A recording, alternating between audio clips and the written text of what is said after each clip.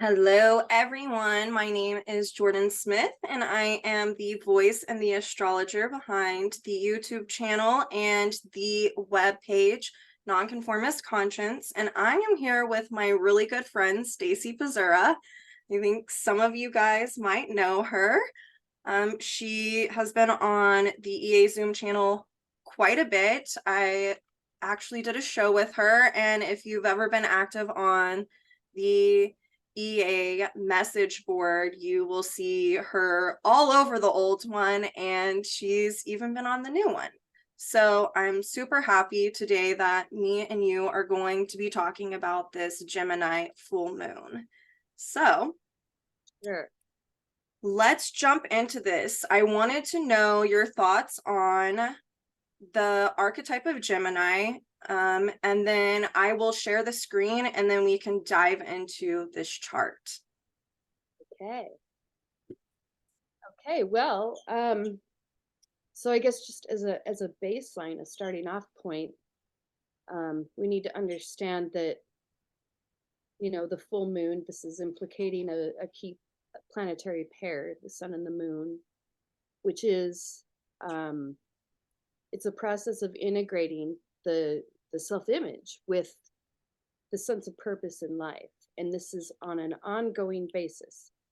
One of the fallacies that exists is that as you get more evolved, that some people believe that there's a need to dissolve the ego, which is not possible. Jesus had an ego, a self-image. It's a lens, it's a focal point, and it's also it provides a sense of security with oneself, right? Because you have something to reference. And of course, with the moon in Gemini, with the sun in Sag, we have a core dynamic of where the left brain is integrating with the right brain. So we're taking information which is correlating to Gemini. We're seeing the empirical evidence around us, and we are and the full moon. I mean, by nature, it's bringing awareness to its full point. The exposure of awareness becomes full at this moment, and so it's something where it's a process of examining the information that we have taken in, and then how we have interpreted that information to mean something larger. However, as large as anything can be, because we know Jupiter likes to go big,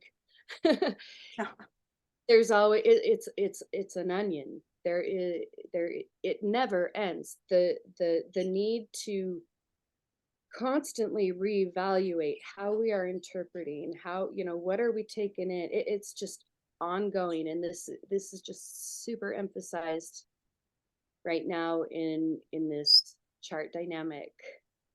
Now you add something. I totally will add something. Let me share this screen. So I love that Gemini is a mutable sign. So it means that it's changeable.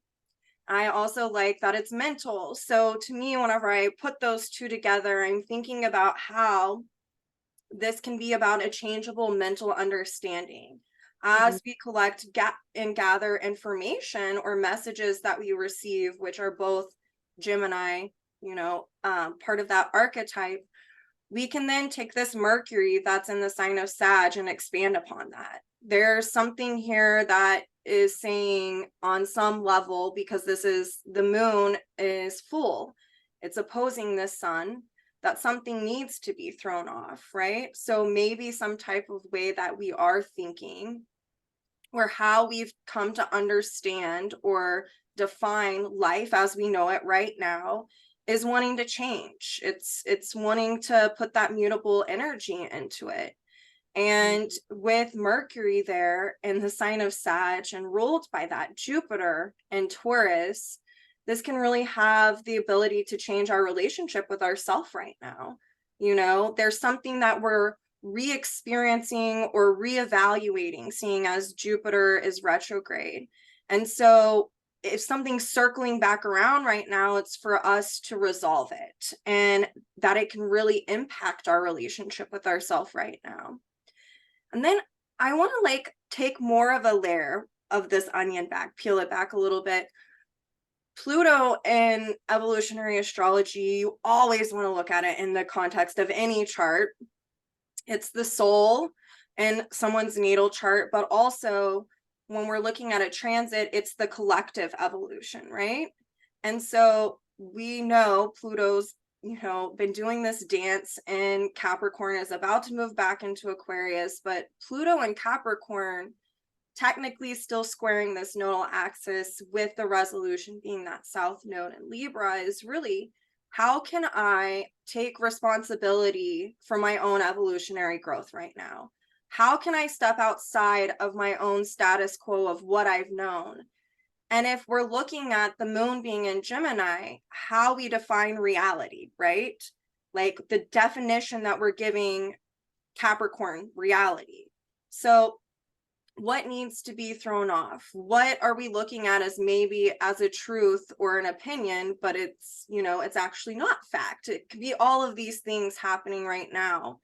And then it's obviously pertaining to our relationship, not only to ourselves, but with others, with that resolution node being the south node in Libra. So these are kind of some of my first instinctual thoughts about this full moon. That we're learning something right now, right? Gemini, we're learning something in a new way, as a way to not only expand upon what we've learned, but to also redefine how we're looking at reality, the reality of our relationships with others, the reality of our relationship to self. And then on a collective level, we're looking at the imbalances that have been created within society globally, and how we need to redefine what we're looking at as a way to create more balance and harmony right now. We can just see it, you know, with everything that's going on in the world. So, and that's why since 2008, with Pluto being in Capricorn, the structures within society and government structures have been, in true Plutonian fashion,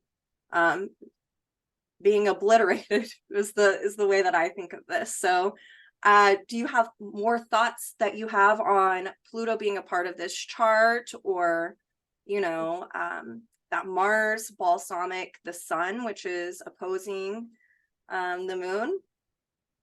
Yeah, absolutely. I mean, first of all, Pluto, we have to remember, is the evolutionary impulse in the soul. And so, and the way that whole dynamic works is that we have to become aware of our limitations. And so, when Pluto is come into play, or Scorpio, eighth house, there is a dynamic that needs to be evolved beyond. To do that, you need to understand your limitations, right? Oh, there's so much content.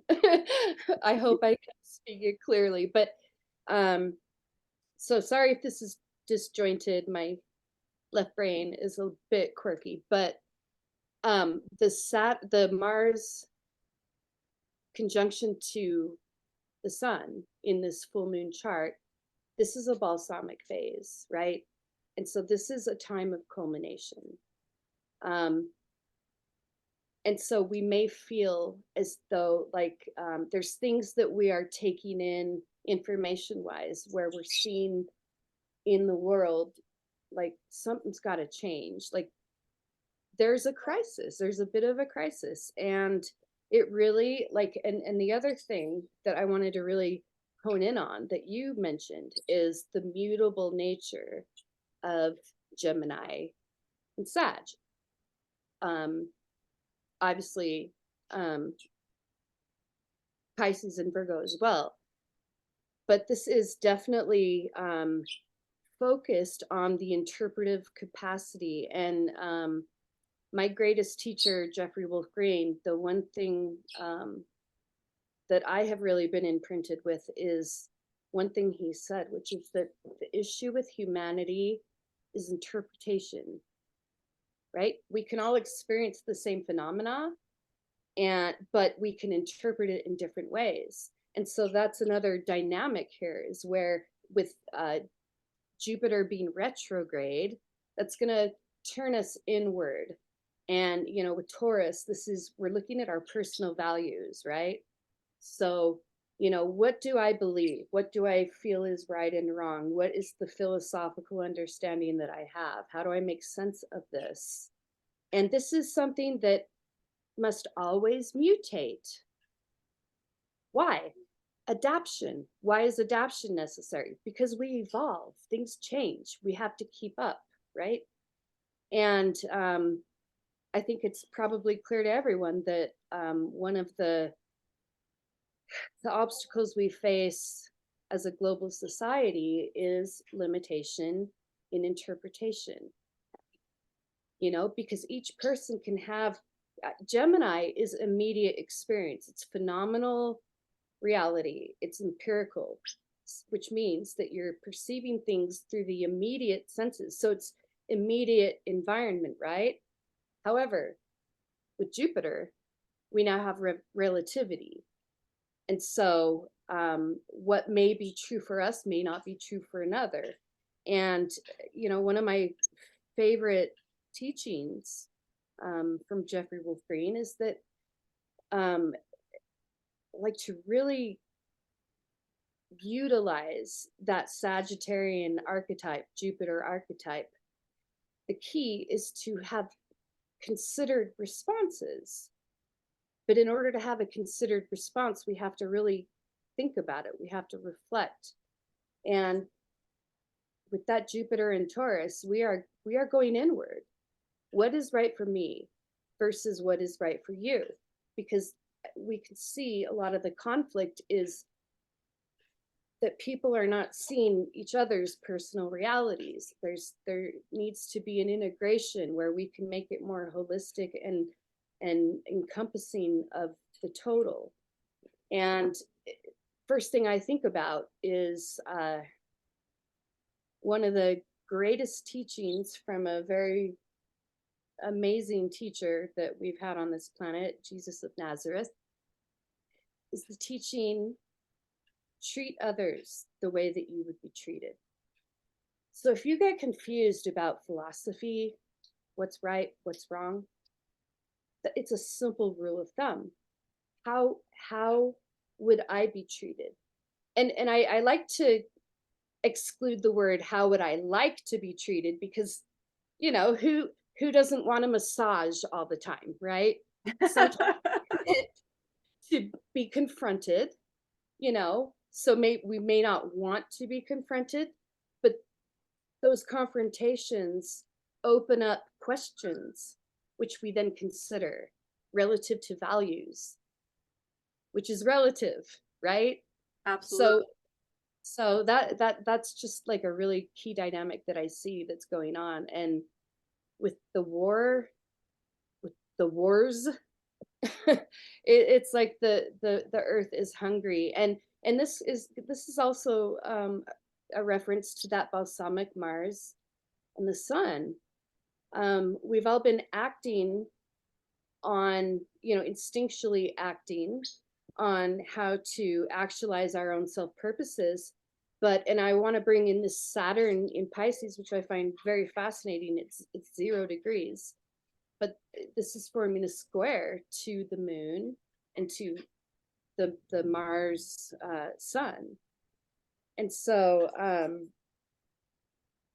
obviously Saturn correlates to society. It correlates to a necessary consensus that needs to occur within the system in order for us to all know the rules and to agree, like, this is right, this is wrong. And so I think for a lot of us, I mean, just something that I am personally aware of is that the belief systems they're limited now. Taurus, Jupiter and Taurus, retrograde, right? Mhm. We're reviewing things, and retrograde by its nature is going to create a dissatisfaction. There must be something more.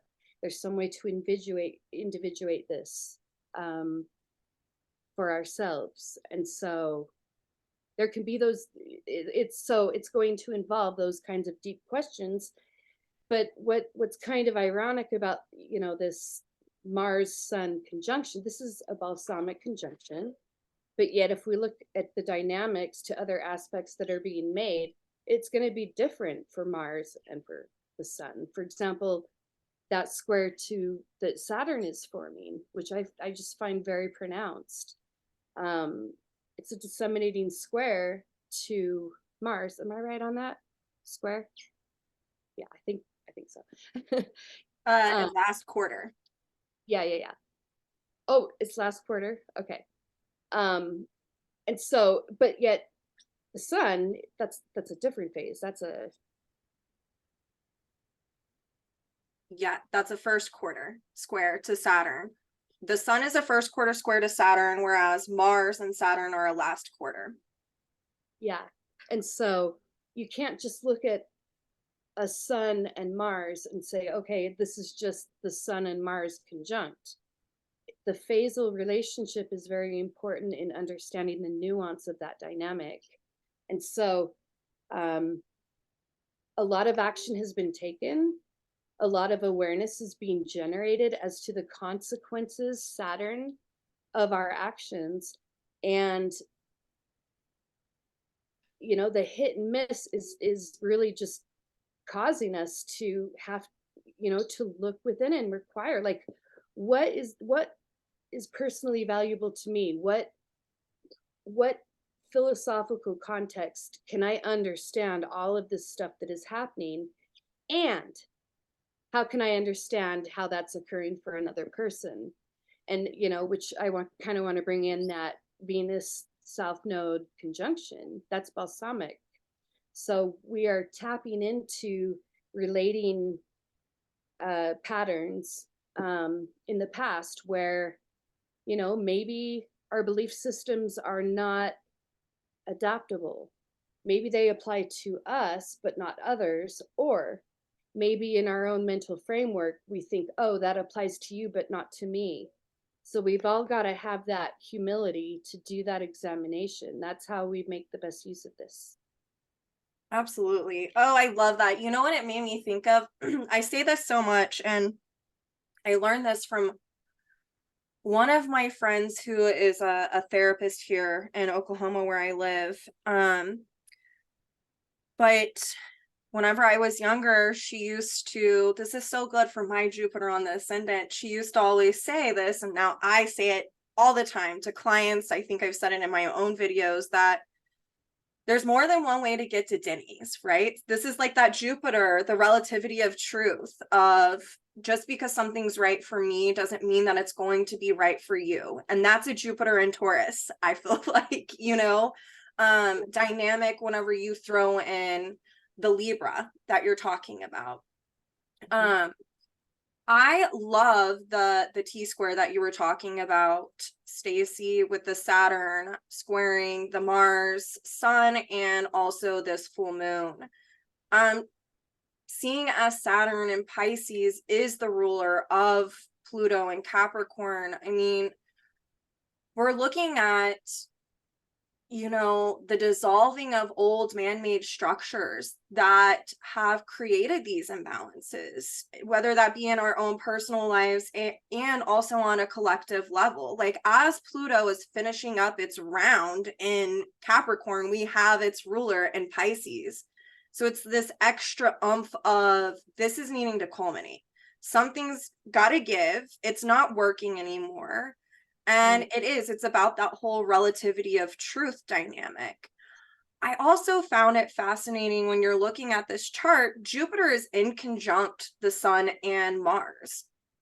So within conjuncts, there's always this, they have a Virgo-like feel to them, I feel like, because they're very much like a self-refining or readjusting, and in someone's natal chart, like if they're really resisting that dynamic that the in conjunct is speaking to, an external event can be triggered. Oftentimes it's a crisis, as a way to get them back on track, right? And so with Jupiter in conjunct this Mars and Sun, to me, this is very much speaking to everything you've just talked about. Like, I mean, Taurus is a fixed energy, right? So it's like, what needs to change with our values? And then that in conjunct from Jupiter to Mars and the Sun is what needs to be expanded upon, seeing as it's ruled by that Jupiter.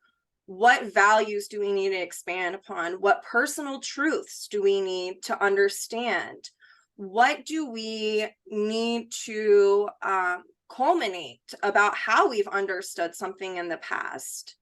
And then I like that this Uranus is in a yod with Venus and Mercury.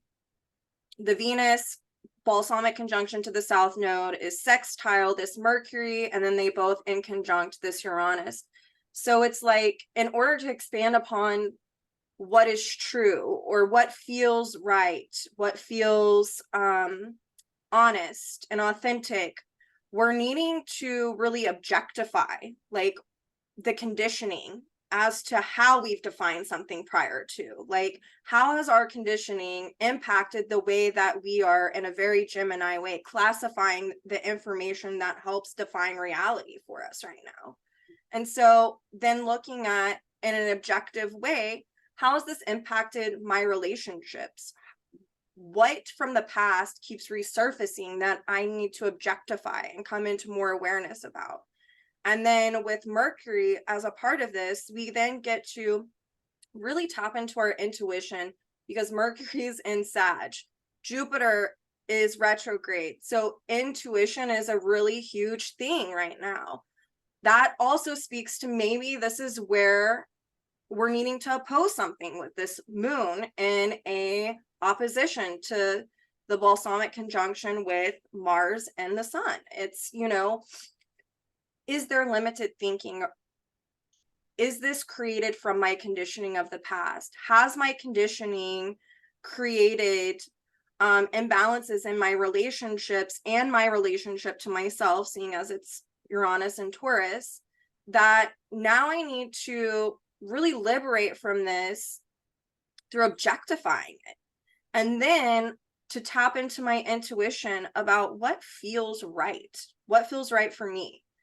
On a collective level, I feel like this is really speaking to looking at all of the imbalances within societal structures right now pertaining to what societies are valuing, and thinking that it's a truth, and it's not, you know, it's not in alliance with natural or universal law. It's more of a belief, which I always love how within that word is the word lie. You know, so it's really looking at what have we bought into on a collective level, and how do we come together as a community, and how do we harmonize, how do we rectify this, how do we you know, discern? I feel like that's a big thing with the mutable cross. And we have all of this mutable energy. And I think that this goes back to Saturn and Pisces and that T square, is what are we needing to discern about the situations at hand right now, you know? And through that discernment, how do we make a correct judgment call? Like, that would be the Saturn, you know, dynamic. So these are kind of my thoughts as you were speaking. Do you have anything else you're picking up on that you want to talk about? I've got thoughts all over the place. Good. um Obviously, with Mars conjunct the Sun, we are talking about action. Mm-hmm. And with that ruler being Jupiter retrograde. Gibbous inconjunct, you referred to the inconjunct. I think it's important to make just the discernment that there is a difference between a full phase inconjunct and a gibbous inconjunct. A gibbous inconjunct is going to be more humiliating, and I don't mean humiliating from the point of shame. It means the inverted pyramid, right? You're not the most important thing, like you were in Lego. Yeah. you know so and it requires, like, to really have mental agility, you've got to have that discernment and humility that will allow adjustments in thinking to be made, and communications and all that stuff. um I can't remember what else I was going to say. Well, you were just talking about how Mars, being ruled by Jupiter, some type of action needs to be created. And with the gibbous and conjunct, I mean, I have my thoughts on that sparked from what you were saying, but if you remember what you were saying, we can go from there. If not, I can kind of, There's one piece that I do want to add.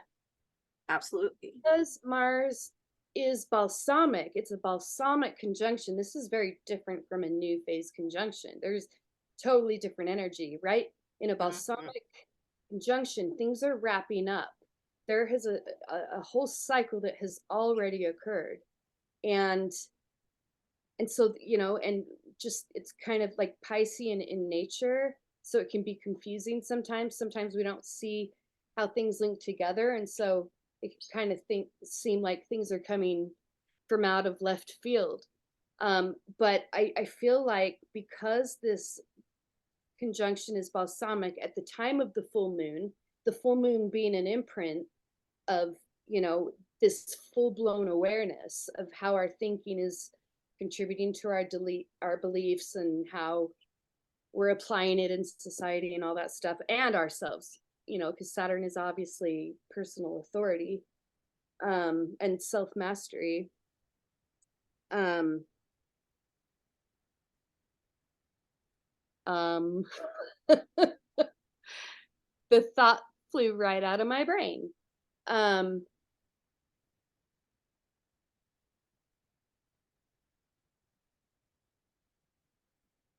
oh, yeah, thank you. um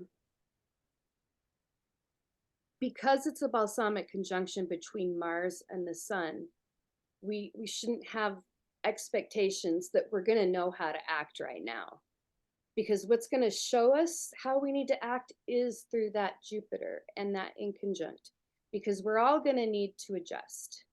It's what's needed right now. We need to adjust so that we can integrate. And so it just feels like this period of full emotional awareness is giving us these insights. And it's going to be a small window of time here where you may not know how to act, you may not know what to do, but to stew on it, to really reflect, and hold yourself personally accountable, and see how it applies to you, and then reflect how it might be applying to others, and find an integration point. That's just the work, and it's just so needed right now. The world is, yeah, there are definitely patterns that are needing to culminate and move on. And we can also see that just by nature of the balsamic conjunction of Venus to the south node. These Well, are, and Saturn and Pisces squaring in this T square, you yeah, know? yeah. So there's a lot of balsamic energy for sure. And Mm. so, yeah, that's just a reminder I want to put in, is like, don't freak out if you don't know exactly what to do right now. Yeah. This point in time is about awareness and considering, again, to use that key word, considering, to really use Jupiter the way that it's meant to. I agree. I also, it's interesting just even talking about more of this kind of Piscean balsamic culmination is Neptune is in conjunct the south node. Like, I mean, there is so much that is wanting to be realized right now.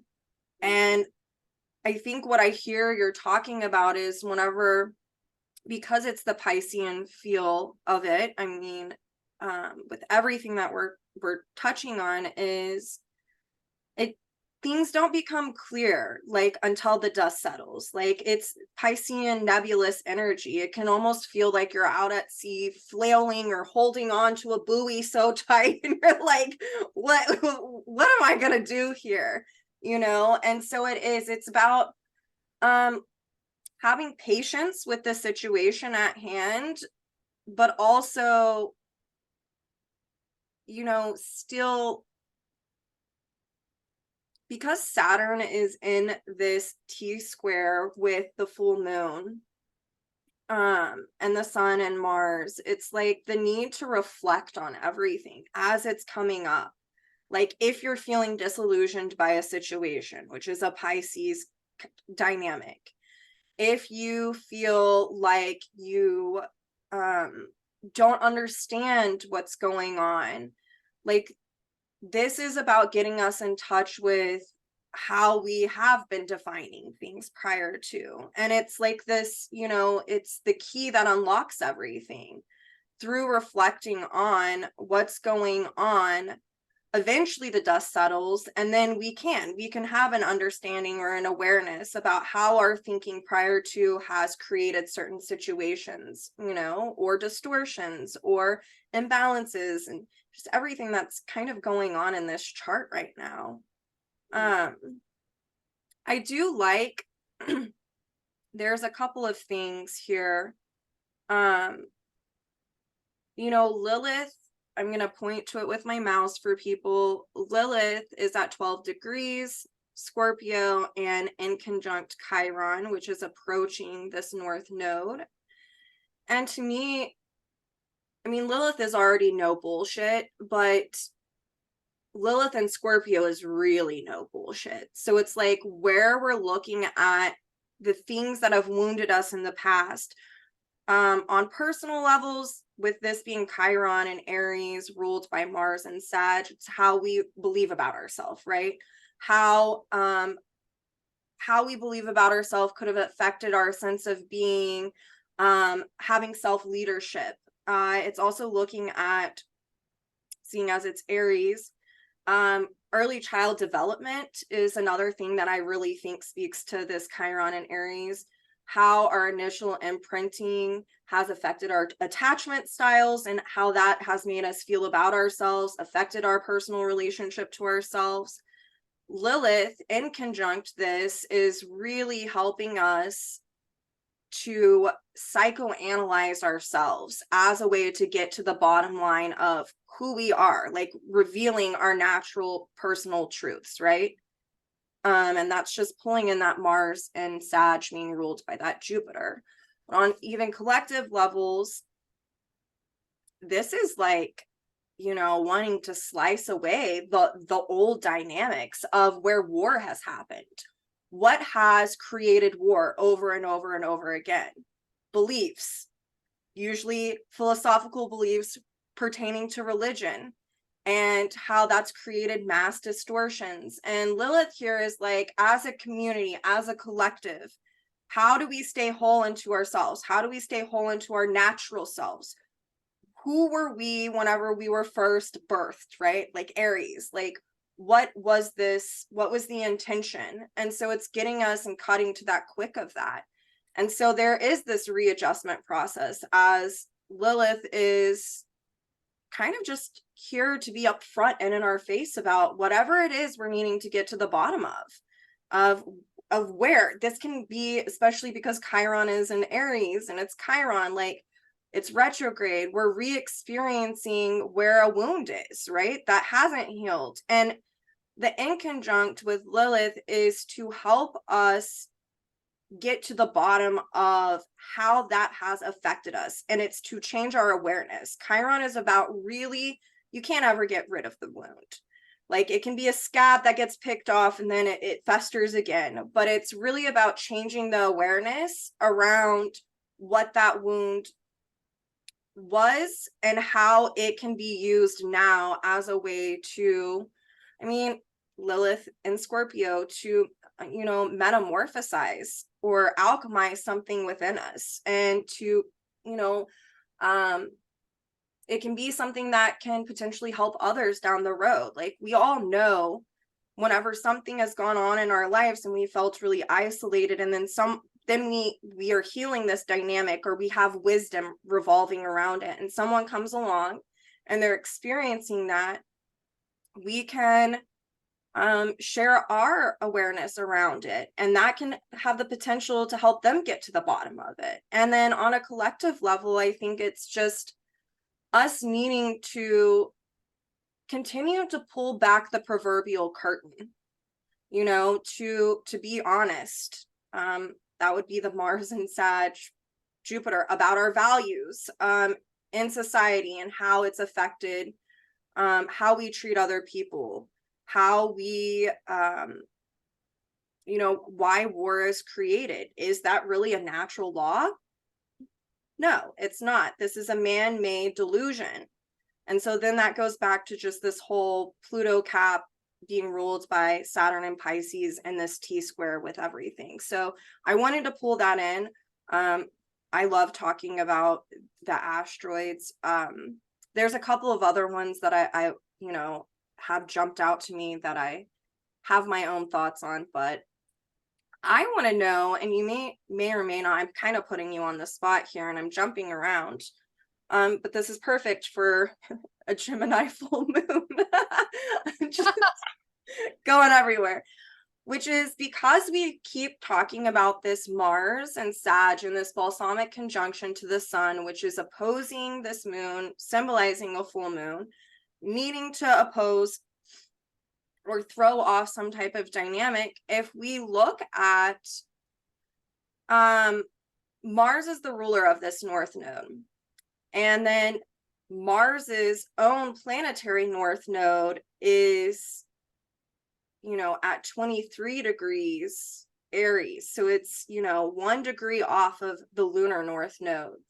Do you have any thoughts about this, Stacie? Does anything come to mind just instinctually off the fly for you? I know I'm putting you on the spot, but I just find it fascinating.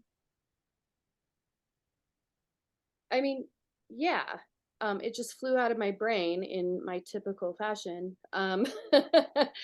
But okay, so I'm just trying to collect my thoughts here. So the balsamic Mars and Sun relative to the moon, culminating a process, interpretation.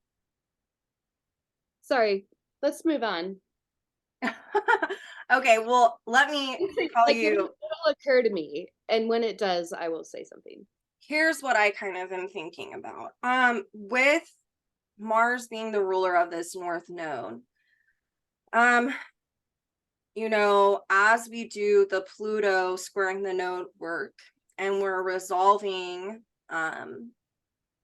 these south node and Libra dynamics with its ruler Venus and a balsamic conjunction there, it then naturally pulls in the north node, right?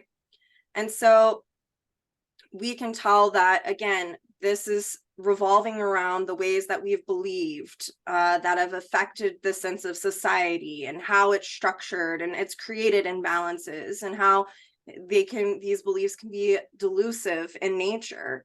But the north node of Mars conjunct the lunar north node in Aries, being ruled by Mars and Sag, to me speaks to, on one hand, culminating all of these prior dynamics that have created the imbalances in the first place, whether it be on a collective societal level or on a personal level.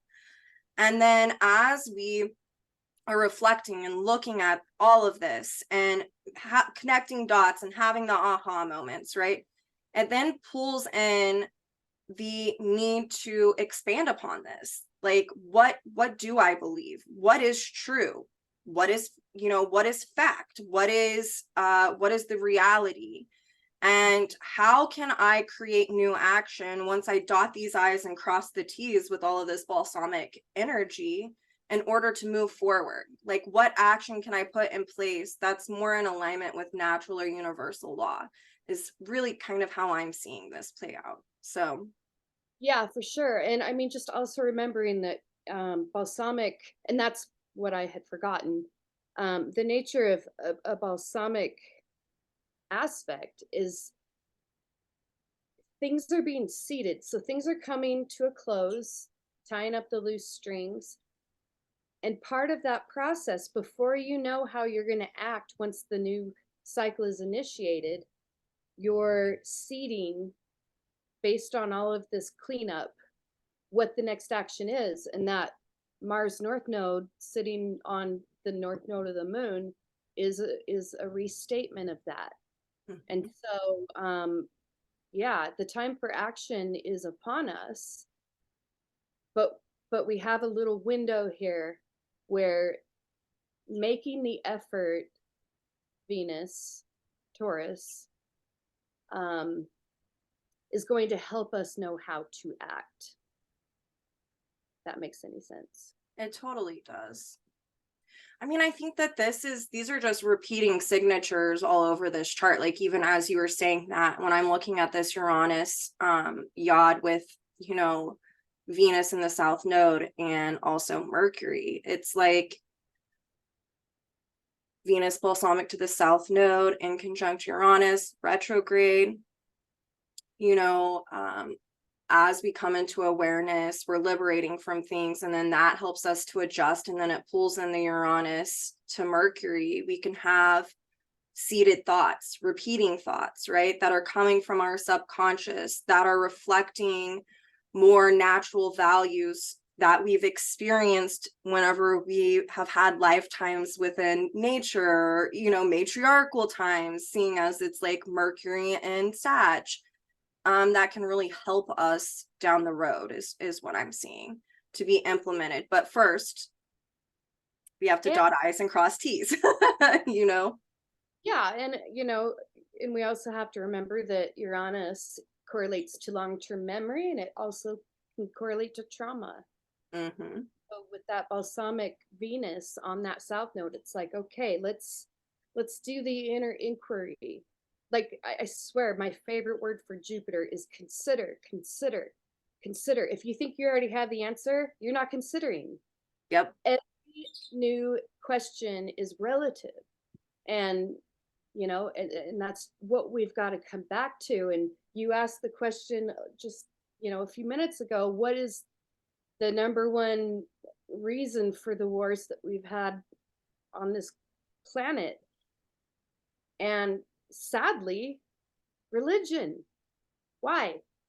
Because religion is a consensus phenomena, right? um it does, it serves a necessary function. It really does. So you can't just say religion is wrong, because that's not the case. Beliefs are very powerful, but we are literally, as a collective, we're just we have come up against all these limitations that we can't even understand each other. We can say the same thing and mean totally different things. And so yeah, we like, and really the solution to that is just like, look within yourself. What personal values am I promoting, and how is that affecting other people, right? Be treated Mm-hmm. how you would be treated. It's such a key important rule of thumb, because that's not what's happening. By evidence of the war and the violence and the just the terrible losses that people are encountering, because there is this limitation in interpretation, right? Jupiter Absolutely. retrograde in Taurus. So, by each of us taking that opportunity, I don't care how evolved you are, take the opportunity. Look at yourself, look at your values, look at Mm-hmm. how those values are affecting others. Does it apply to others? Because that's another reason why we have war, because we can't understand why what seems right for us isn't right for someone else, and why aren't they doing it. And projection and Uranus, in conjunct that Venus, where are we projecting? Yes. So it is, It's it's Time for honesty. Absolutely. And that even makes me think on like more personal levels for people who are having relational dynamics go down in their life right now, which I've said this. I have a friend who's a paralegal and she only does divorces, right? And the day that the notes shifted, she like hit me up and she was like, "What is going on? I didn't even get to have lunch today. Everyone's calling wanting a divorce." So it's like these projected expectations that are created from our value systems.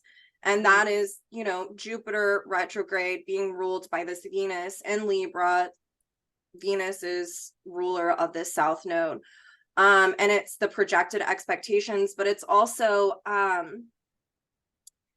makes me think of, we know Libra can be in a distorted sense about codependencies and enmeshments and these type of things. And what you always see within these, you know, relational dynamics is the projected expectations. And I just, through my own personal observations of working in mental health in the past and also personal life experience on some levels, is it goes back to exactly what you were talking about, is this is true for me, so why isn't it true for you? Like, why aren't you doing what I'm telling you to do? What you, because if it worked for me, it's gonna work for you, right? It's kind of this dynamic that can go on, and that's you know, it's a good lesson in the relativity of truth. Again, it goes back to, there's more than one way to get to Denny's. What works for you may not work for someone else, and we can't project that on them as a truth. And that goes back to this moon in Gemini being full. Like, it's something is needing to be thrown off. This could be part of that dynamic. What someone has firmly planted themselves on as fact, this might be where you're coming into awareness that maybe it's not fact. Maybe it's just your own personal opinion about something, and that you can't project this onto someone else. Or on the flip side, if you're having this dynamic go on in your own personal relationships, understanding the why of it can help you understand why that person is being that way, you know. And then it can feel disillusioning, or also seeing as there's all of the culminating kind of Piscean vibe to this of not knowing what to do and having to sit with it and be really uncomfortable until that thought, you know, of what you need to do to create a new action comes in on an intuitive level. I think that that's a really big part of this. It will be your intuition that helps guide you, whatever's going on in your life, you know? So I love that you brought that up as you were talking. I was like, oh, look at this right here. So, well, Stacie, do you have other thoughts about this chart? I feel like we covered a lot of the territory. I think so too. Okay, well, this was fun. We're gonna have to do this again. I love it. I always love chatting with you. And until next time, we will see you all later. Happy full moon in Gemini. Happy full moon.